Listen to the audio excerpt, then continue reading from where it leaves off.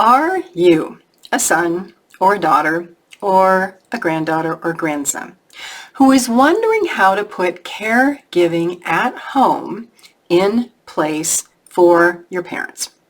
I'm Pamela D Wilson, a caregiving expert, advocate, and speaker, and I'm here to answer this question for you and to give you resources and information about how to take care of your parents, your grandparents, and other people at home.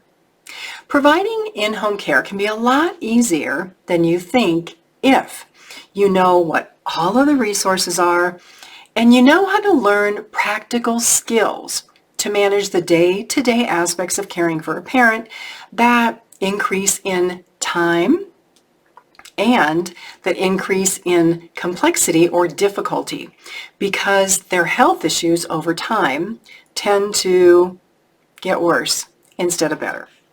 So I'm going to share a short list of community services and information, and then information about my online caregiver course, because so many caregivers that I talk to say, well, Pamela, how on earth are we supposed to know all of this? How do we know what's available? Well, experts like myself, I've worked in the care industry for over 20 years. I've helped thousands of families, and because I have done so much one-on-one work in the community and nursing homes and hospitals and doctor offices, I know about all the resources. That was my job when I helped clients. So here's just the checkoff list. Here's the resource list for you. And any person like myself who has had a great deal of one-on-one experience can explain all of these in detail to you. Now, this is just a list so that you know what's available, okay? So, 1, in-home caregivers of the companion type or medical type. Now, some of these are paid for privately, some are paid for by Medicare or private insurance or Medicaid or long-term care insurance. And then, since we're talking about Medicaid, information about how does a parent qualify for Medicaid, what services are available through Medicaid, and the application process. Now, Medicaid is called by different names in each state. It's a program for low-income elderly. So your parent does have to qualify. But the good news is that means there are options when your parents run out of money. The thing is, you don't want to wait until your parents run out of money to apply because it can take months to get an application through. Then there are what are called daycare programs. Now, COVID pretty much shut all of these down, but since we're kind of moving out of COVID back to a little more of the normal times, daycare programs are opening back up. Then you have Medicaid, Medicare, private healthcare services called physical, occupational, and speech therapy. That's to help your parents do better physically, be able to do more around the house, and not have any swallowing issues or speech issues.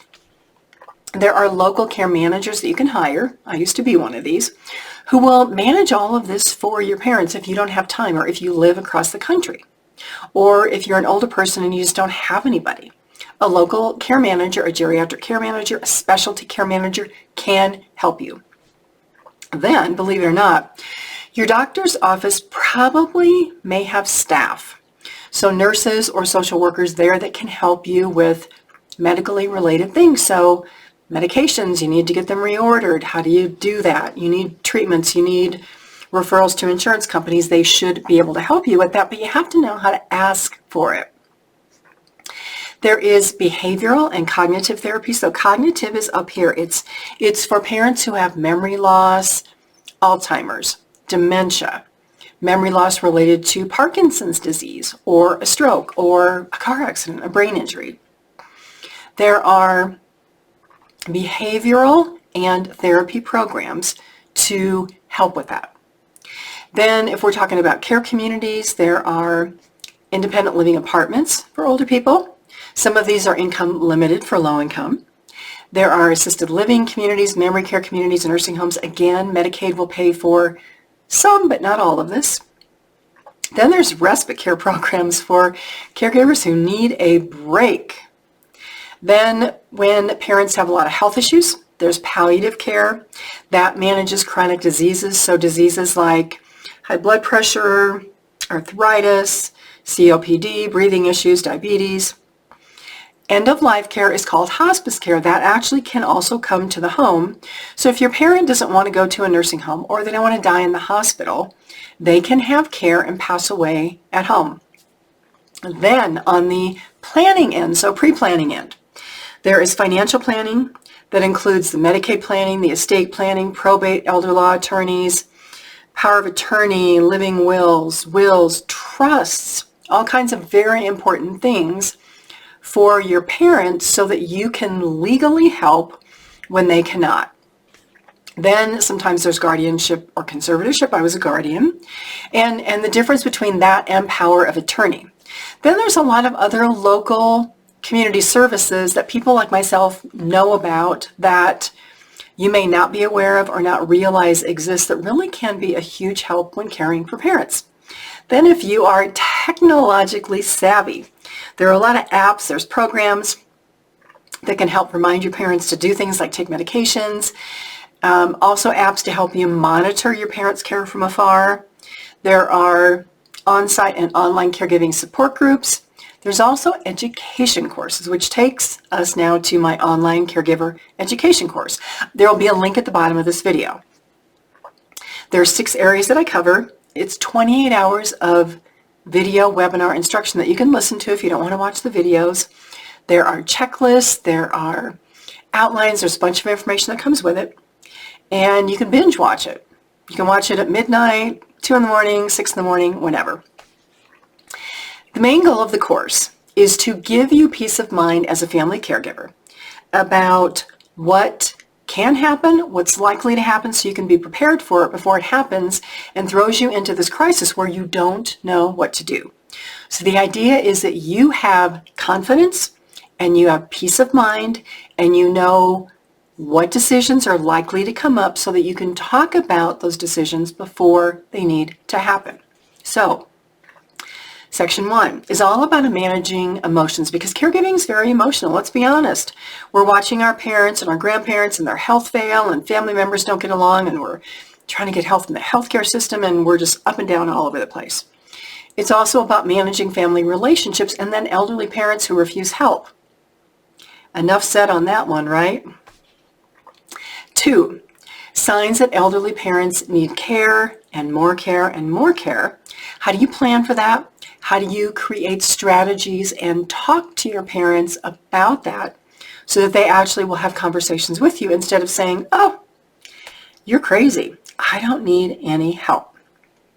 3, activities of daily living. And what are these? And how do you monitor them so that you can take preventative actions when you notice your parent doing this and you think, oh, this is going to lead to this. We don't want to go here. We don't want to go to a fall or a hospitalization or a broken hip or a nursing home stay. So what can you do about that?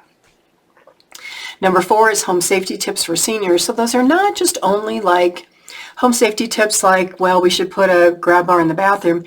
It's also about what things can you notice cognitively, nutritionally, other things that tell you indications that the health of your parents is getting worse. So that again, you can be proactive, you can take preventative steps to stop the unexpected things from happening. Then we just talk about daily routines, all the things that you may be doing for a parent to help them stay healthy, things that you can actually do for yourself as a caregiver because the health of caregivers often suffers from the stress of taking care of a parent.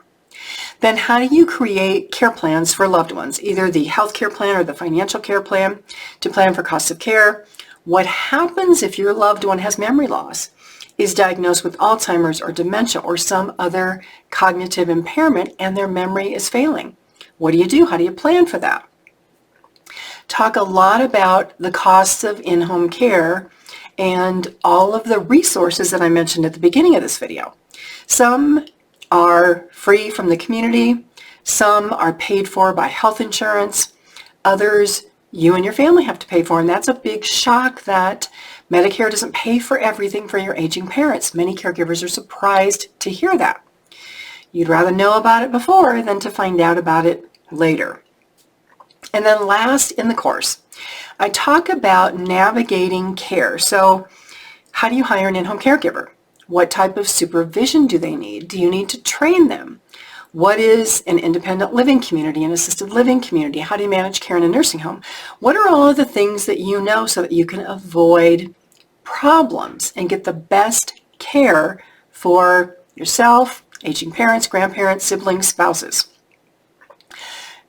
The key to managing caregiving is to know about caregiving resources, know how they can help you, know what skills are helpful for you as a caregiver so that you can be aware of these and have a smooth path through caregiving, because caregiving is stressful. It's emotional.